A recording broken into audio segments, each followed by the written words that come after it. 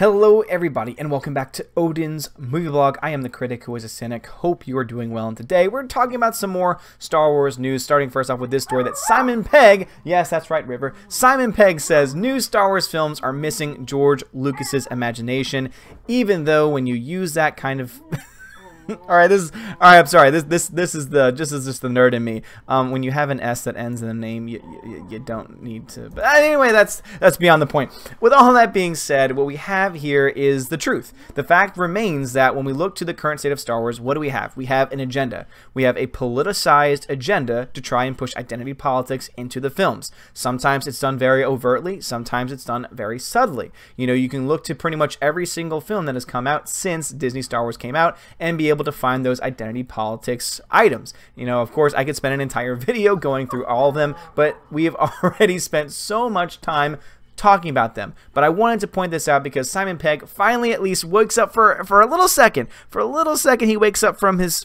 crazy SJW slumber, and he says something that is exactly true. The thing that made Star Wars so amazing.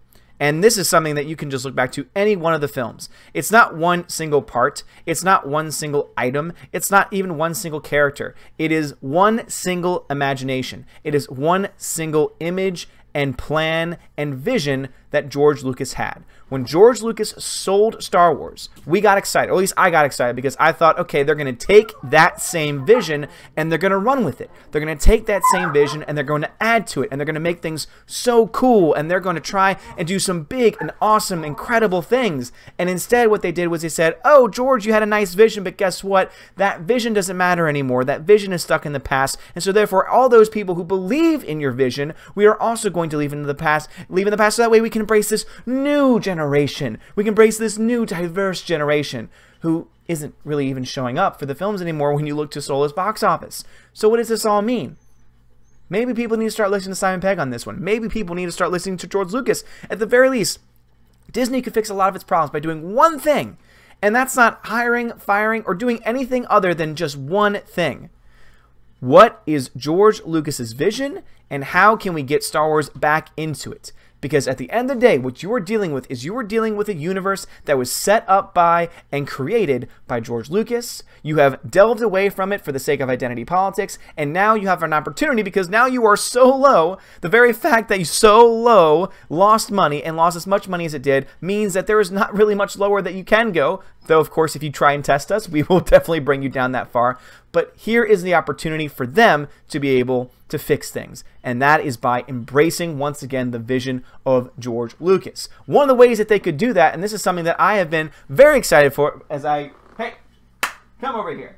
That's what happens when you do it live, folks. My little puppet River is always trying to get in trouble. But this brings us to the news that I actually talked about the other day, and it looks like the speculation that I had might actually even be true. There were a lot of people who left comments saying it hasn't been confirmed what the character is going to be. It hasn't been confirmed that the Mandalorian is actually going to be played by Pedro Pascal. But according to Variety, Variety is reporting that the rumors of Pedro Pascal, who has long been rumored to be lined up to play the titular role in Jon Favreau's Mandalorian, are true. So this is a very, very, very exciting. And the reason why is because, one, they've chosen a charismatic guy to play this role, which automatically gets me excited because if you have a character, if you have a show called The Mandalorian being run by Jon Favreau, and this is again, they have admitted this. The higher-ups of Disney, the people in the media have admitted that they are banking on The Mandalorian to bring fans back in. They need to have that kind of a character. They need to have that actor. If they try and play identity politics with this one, it is going to be the wrong gamble. That's the reason why a lot of us have issues with Rogue One. And notice how people are saying, "Oh, you don't like the story of Cassian because you're racist." Really? Then why am I so excited for Pedro Pascal? Please tell me, why am I so excited for this? And there are so many people saying I'm still not excited. And you know what? I respect you. I respect for the fact that you're not excited. But you know what? I am, because I've seen what Pedro Pascal has done. The Red Viper was one of my favorite characters in Game of Thrones. He was so charismatic. He brought so much life to the screen, and he was such a badass. And to see that kind of a badass being portrayed in the Star Wars universe as the Mandalorian, I think as, potentially another bounty hunter type character sounds awesome to me. the reason why we're not as excited about the Cassian role, about the Cassian Rogue One prequel, is because that character was not interesting. That character didn't really deserve or merit a backstory. It was a boring character. Again, there's nothing wrong with Diego Luna. He is a fine actor, but the character itself, it's not necessary. This is a brand new character. This is a brand new character, and you can do so much more with it, and they have chosen, I think, the perfect person for it. So it was rumor, or rather it was my own personal speculation at first. Now it seems that Variety has confirmed it. Now, of course, there has not been an official release, but Disney, you would be stupid not to be able to bank on this opportunity. I know that he's still in contract negotiations, but please get this guy, because this is a guy that's going to be able to bring some fans back. Not all. There's a lot of fans out there because you have burned a lot of bridges. You have burnt so many bridges by your narcissism, by allowing the people that represent your company to attack and go after the fans that you need and rely that any company, that any culture, that any entity needs to survive, especially rather within the entertainment industry. You need a fan base in order to survive. You've allowed that to continue and have burned so many bridges. This could be that opportunity. You got the right guy in Jon Favreau. If you get this guy, Pedro Pascal, I think you got the right guy to play the Mandalorian. And as it was also revealed, we also have Carano being brought into it as well, and I think that as long as her role is minimal in dialogue and more so just being the badass, I think that could create a very interesting dynamic. If you let him, because as we saw in Game of Thrones, if you let him talk, if you let Pedro Pascal's character, if you let him as the Mandalorian do all the talking, and she is just the silent but badass person, guess what? That's something that people might like. You want to know why? Because she's actually a badass in real life, and therefore everyone says, everyone can dispense of the disbelief and say, oh, wait a minute, of course we accept that this person would be a badass. But once again, it all requires Disney listening to the fans and trying to give the fans something that they actually want. Last bit of news is Mark Hamill just continuing to be his same old crazy under contract. I'm praying that he's only doing all this nonsense because he's under contract. He says, Mark Hamill once suggested to George Lucas that Boba Fett should be Luke Skywalker's mother. I mean, why? And if that is the case, and really it all comes down to this, guys. If Disney... Sorry, I just had to throw that one in there from comic book, because I always have to throw in a comic book article because they're always so great.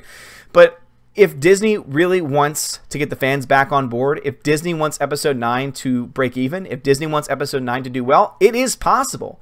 But they've got a lot of work to do. And starting off with The Mandalorian could be the way to do it. Now, you have to keep this in mind that because you are limiting this to the Disney streaming service, there's a lot of people boycotting you. There's a lot of people who are not going to buy the service to watch the show. And even say, even if the show is great, I'm not coming back. I'm not going to watch it.